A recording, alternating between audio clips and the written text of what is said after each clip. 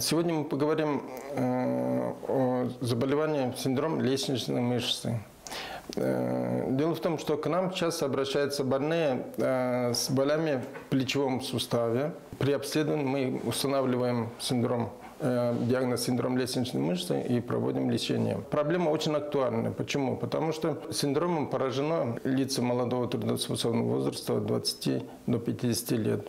Болезнь самостоятельно не проходит, постепенно прогрессирует. Эта болезнь маскируется под другие болезни, в частности, под остеохондроз, под повреждение, допустим, ротаторной манжеты плеча. Чаще всего болезни бывают после полученных травм, то есть сначала больные получают травму, и им длительный период назначают иммобилизацию. Вот эту иммобилизацию провоцирует начало уже другой болезни, которая не диагностируется и не лечится. Тут показано расположение лестничных мышц передней, средней. Между ними проходит плечевое сплетение, вены и подключичная артерия. Вот здесь вот прекрасно видно, какой маленький промежуток между ключицей и первым ребром. И вот в этом маленьком суженном пространстве проходят крупные артерии. И смотрите, они еще проходят между мышцами.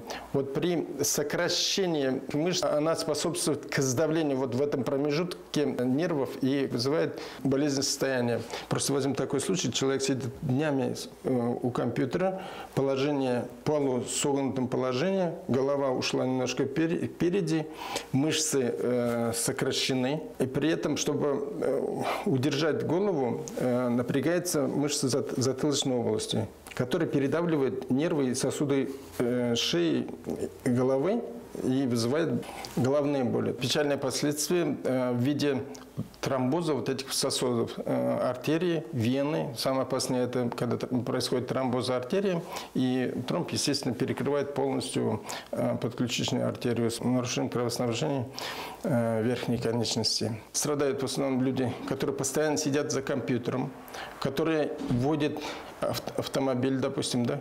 Также, допустим, штукатуры, маляры, которые работают с поднятой рукой. И тут имеет фактор работы поднятой рукой и поворот головы в сторону поднятой руки. Также страдают из врачей, допустим, стоматологи, парикмахеры. То есть у них это вот чуть ли не профессиональная болезнь получается.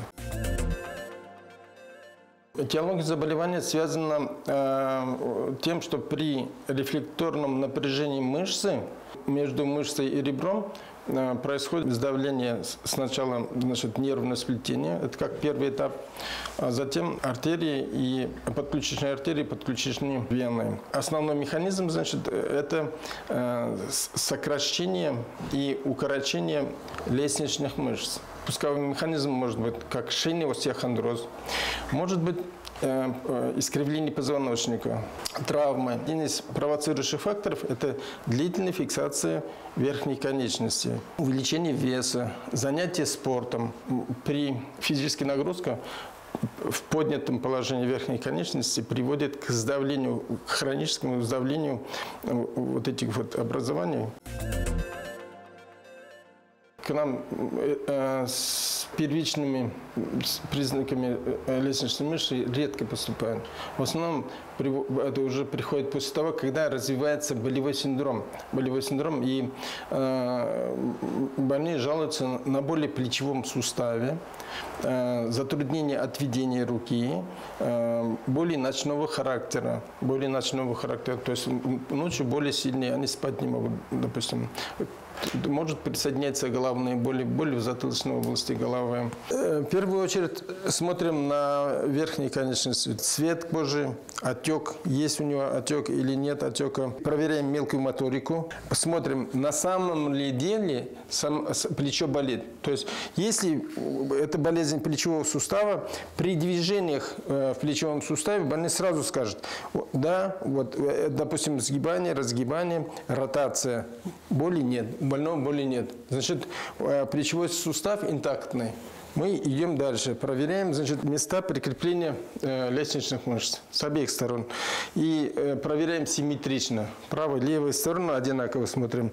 И определяем. Если тут есть патология, здесь, вот в этом месте, сразу определяется тяж. То есть укороченная спазмированная мышца, даже небольшой пальпация, боль сразу отдает плечо и вот эту руку. Больные говорят, сильно больно. Мы для того, чтобы дифференцировать диагноз, мы попробуем растянуть вот эту спазмированную мышцу. Попробуем растянуть. Что делаем? Значит, пожалуйста, небольшой вдох делаем. Задержка дыхания. Толкайте головой мою руку. Потихоньку начинаем. Сильнее, сильнее, сильнее, сильнее, сильнее, сильнее, сильнее. И потихоньку отпускаем. Расслабились, выдохнули. В течение где-то 8 секунд в это время. То есть медленно начинает, медленно заканчивает. Небольшой наклон. Наклон для чего делается? Растягиваем лестничные мышцы. Небольшой вдох. Задержка дыхания. Толкайте головой мою руку. Потихоньку начинаем. Сильнее, сильнее, сильнее, сильнее, сильнее. И потихоньку расслабляем. И так 5-6 раз. А так как после этого смотрим здесь, значит, растянулись мышцы, боль прошла, тяж прошел. Значит, все, чистой совестью говорим, да, у вас синдром лестничной мышцы, и в домашних условиях вам надо самому заниматься этими же упражнениями. Обязательно смотрим рентгеновские снимки шейного отдела позвоночника, грудной клетки, потому что одной из причин может быть дополнительное ребро. Делаем компьютерную томографию, магнитно-резонансную томографию. Для чего нужно? Чтобы не пропустить какие-то, допустим, патологии, не связанные с лестничной мышцей, а какие-то болезни позвоночника, допустим, опухоли. Потому что эта болезнь, она похожа на болезни как плечевого сустава, так и шейного отдела позвоночника. То есть явно только своей симптоматики она не имеет. Поэтому приходится диагностировать. Одно из методов обследования – это УЗДС, определить состояние сосудов. В первую очередь, конечно, приступаем к снятию вот этого болевого синдрома. Для этого, значит, есть прием постизометрической релаксации мышц шеи. Больному проводим растягивание лестничных мышц. Допустим, проводим пробу, растянули. И если это синдром лестничной мышцы, болевой синдром, на какое-то время резко уменьшается. В последующем мы, конечно, учим этого больного самостоятельно проводить вот эту постизометрическую релаксацию. То есть, так как основная причина – это сдавление мышцами сосудов, надо эти мышцы растянуть и расслабить нужно. И в домашних условиях вам надо самому заниматься этими же упражнениями. Объясняем больному, что нужно. Также небольшой делаем вдох, задержка дыхания, толкайте головой, но при этом удерживайте голову другой рукой, двигать головой не надо. В течение 5, 6, 8 секунд это толкнули голову, расслабились, чуть-чуть руку опустили, отдохнули, наклоняем, неполный наклон, половинку, небольшой вдох, задержка дыхания, толкаем головой вашу же руку уже потихоньку. Начинаете медленно, потом боль усиливаете. И на 8 секундах потихоньку расслабляете. И третья позиция уже максимально наклоняем голову. Максимально наклоняем голову. То есть уже как бы мышцы в растянутом положении у нас остается расслаблены. Вот эти упражнения надо будет делать, допустим, дома в течение дня 5-6 раз. И каждый сеанс, допустим, тоже 5-6 этих подходов.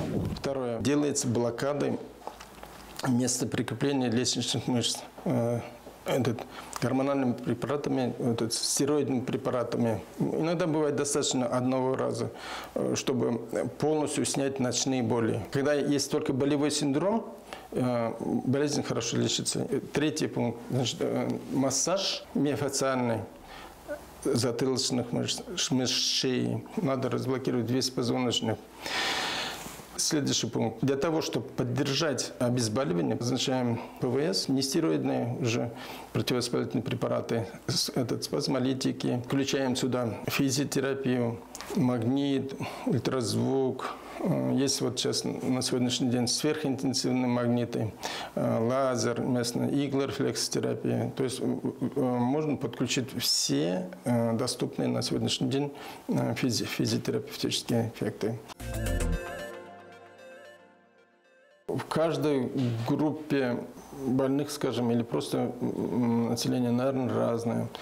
Допустим, те, кто любит длительный период находиться за компьютером, им надо через каждые 45 минут менять положение. Это раз. Это, допустим, это связано, допустим, с водителями. При первых же признаках появления таких болей нужно обращаться к врачу.